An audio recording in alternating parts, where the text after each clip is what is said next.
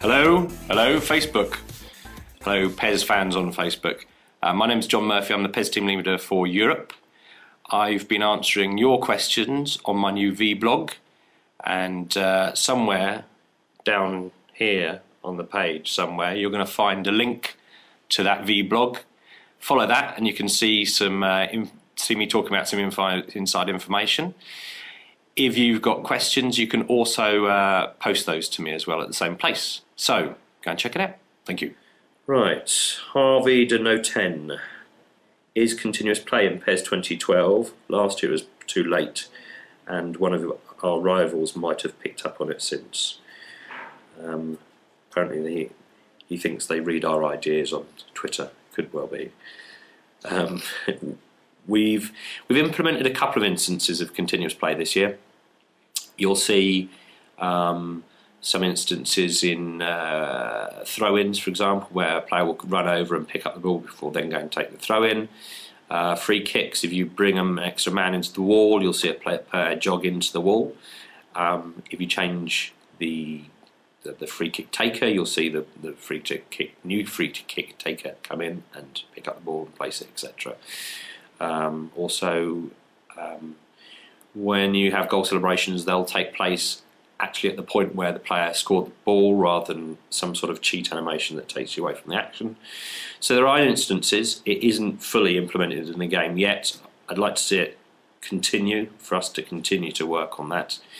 What we've got to be careful of is, as always, and particularly this year, not disrupting the gameplay. We don't want a situation where you're waiting for these things to happen, and while you're waiting for these things to happen, someone else has an advantage in setting up their play. So we've got to be a little bit careful with continuous play, and we're working on it. Ivan. Players turning in PES 2012, is it more responsive than 2011? Certainly. I mentioned this slightly earlier on. All button responses are quicker, and all turns are quicker.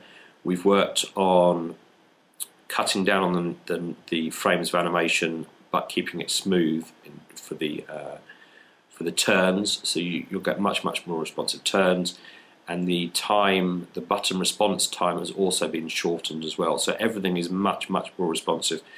But as soon as you pick up the game, you're going to feel the game is much lighter feeling to play.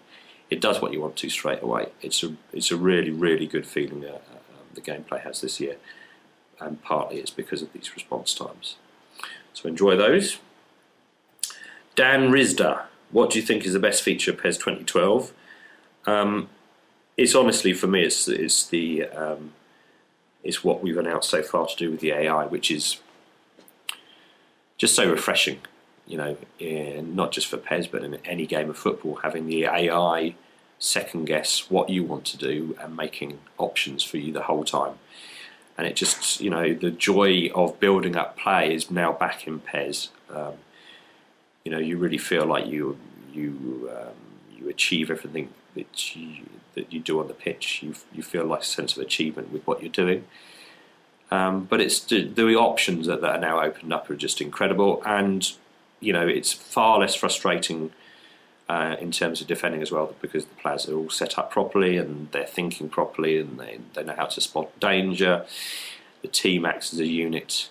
So the AI changes for me are awesome. The off-ball controls that I mentioned earlier does have a great impact as well, but the AI is just a breath of fresh air. Okay, Marcus Inho. He wants to know if the PC version will have all the same number of speed settings as the console versions. Last year there were only 3 in the PC version, which is correct. This year the PC version will have all the same number of speed settings as the console, which is 5. That's confirmed. Marcus. Okay, Matthew Reed. Penalties in 2012, are they going to be the same as 2011? Because I'm not a fan of the new camera angle, it's too easy for the goalkeeper.